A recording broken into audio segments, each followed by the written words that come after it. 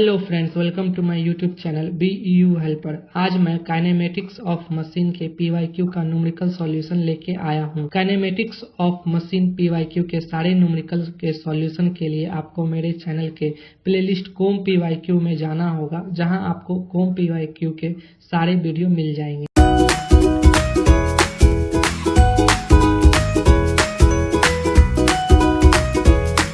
ये question epicyclic gear train का है, जिसमें A and B internal gear है and C and D compound gear है एंड सारे गियर जो है इंडिपेंडेंटली मूव कर रहे हैं एक्सिस ओप से। E और F गियर रोटेट करता है, ये पिन फिक्स्ड आर्म है G एंड E गियर जो अटैच है वो C और A से अटैच है एंड F D से और B से अटैच है। तो सबसे पहले हम लोगों को स्केच डायग्राम बनाना था पहला क्वेश्चन में, तो ये स्केच डायग्राम है इस क्वेश्चन का। इसमें कुछ डाटा गिवन है, जिसमें number of teeth on wheel C दिया गया है जो 28 है and number of teeth on wheel D दिया गया है जो 26 है and number of teeth on wheel E and F दिया गया है 18। हम लोग TA को एज्यूम किए हैं number of teeth on wheel A and TB को एज्यूम किए हैं number of teeth on wheel B and हमने सभी व्हील के पिच सर्कल का डायमीटर लिया है। DA है व्हील A का डायमीटर, DB है व्हील B का डायमीटर, DC है व्हील C का डायमीटर एंड DD है व्हील D का डायमीटर, DE है व्हील E का डायमीटर एंड DF है व्हील F का डायमीटर। अगर हम लोगों को व्हील A का डायमीटर चाहिए होगा तो इसके लिए हम लोगों को व्हील C एक पीस चाहिए and wheel E 2 piece add करेंगे तो हम लोगों का ये डायमीटर निकल जाएगा। तो ये चीज़ हमने लिखा है इसमें TA = DC + 2DE। सेम चीज़ DB के साथ होगा, इसमें एक D वाला और 2 F वाला अगर ऐड करेंगे तो ये व्हील B का डायमीटर निकल जाएगा। तो हम लोग ईजिली यहाँ लिख सकते हैं DB = DD + 2DF एंड इसी के हेल्प से हम लोग इसका टूथ भी निकाल सकते हैं। TA = TC + 2TE। TC का वैल्यू दिया गया है 28 एंड TE का वैल्यू दिया गया है 18। तो इसको कैलकुलेट करके आएगा 64, यानी total number of teeth on wheel A is 64 and TB को हम लोग TD + 2TF लिख सकते हैं। तो TD का वैल्यू दिया गया 26 एंड TF का वैल्यू दिया है 18 एंड इसको कैलकुलेट करके आ जाएगा 62, यानी 62 टीथ है व्हील B में। TA एंड TB पता चल गया, तो अब हम लोग टेबल ड्रॉ करेंगे। तो टेबल में सबसे पहले हम कंडीशन ऑफ मोशन देखेंगे, फिर आर्म G का रोटेशन देखेंगे, फिर व्हील A, फिर व्हील E, फिर कंपाउंड गियर CD, फिर व्हील F और व्हील B का। तो सबसे पहले हम लोग इसमें D व्हील को रोटेट करते हैं 1 रिवॉल्यूशन और वो रिवॉल्यूशन होगा एंटी क्लॉकवाइज।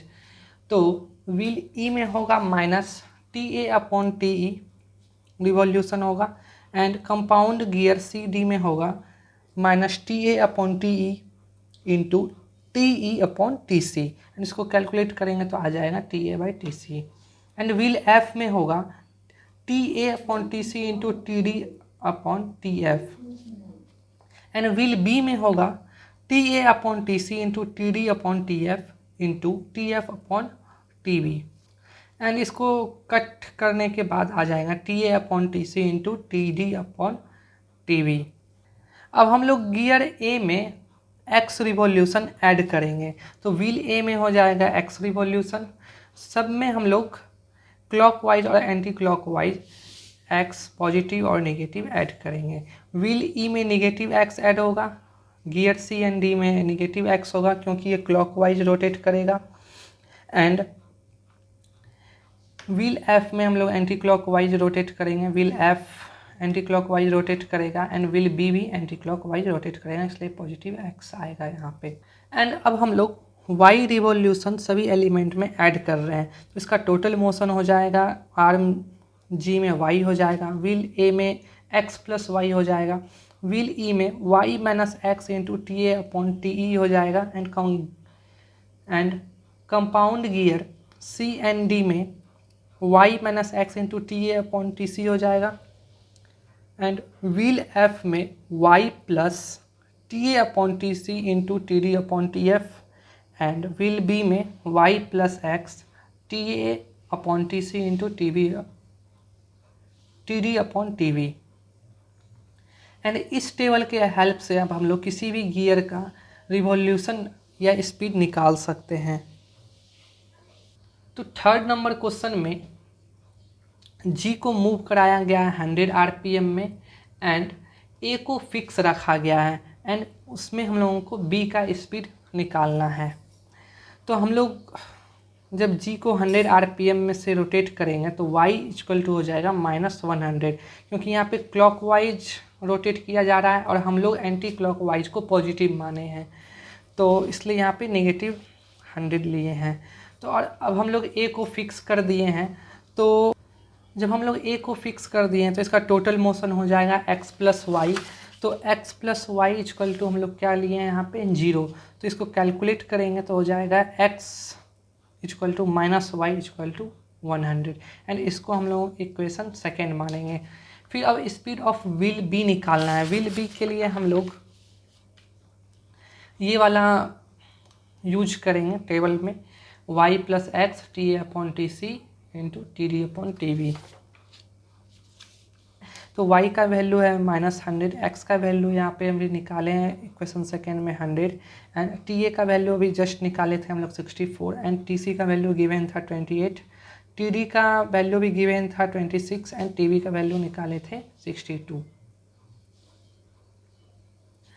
एंड इसको कैलकुलेट करने के बाद आएगा 95.8 एंड -100 से इसको कैलकुलेट करेंगे तो आ जाएगा -4.2 आरपीएम, यानी कि ये क्लॉकवाइज डायरेक्शन में ये मूव कर रहा होगा 4.2 आरपीएम के स्पीड से। अब फोर्थ नंबर में दिया गया है कि जी आर्म जो है वो 100 आरपीएम से क्लॉकवाइज मूव कर रहा है एंड गियर ए जो है वो 10 आरपीएम से काउंटर क्लॉकवाइज मूव कर रहा है। तो अब हम लोगों को व्हील बी का स्पीड निकालना है, तो हम लोग फिर से वही करेंगे, y इक्वल टू -100 लेंगे क्योंकि ये क्लॉकवाइज दिया गया है एंड व्हील ए जो है वो 10 आरपीएम काउंटर क्लॉकवाइज मूव कर रहा है, यानी कि x plus Y equal to 10। तो इसको कैलकुलेट करेंगे x equal to 10 minus Y, यानी माइनस माइनस प्लस हो जाएगा ये 100, तो x इक्वल टू 110 आ जाएगा। देन अब हम लोग स्पीड ऑफ व्हील निकाल लेंगे वही सेम फार्मूला से, बस x का वैल्यू यहाँ पे चेंज हो जाएगा, तो y plus X into T A upon T C into T D upon T V. तो -100 प्लस 110 इंटू 64/28 एंड इसका वैल्यू था 26/62 एंड इसको कैलकुलेट करने के बाद आंसर आएगा 10.54 एंड इसको माइनस करेंगे 100 से तो आ जाएगा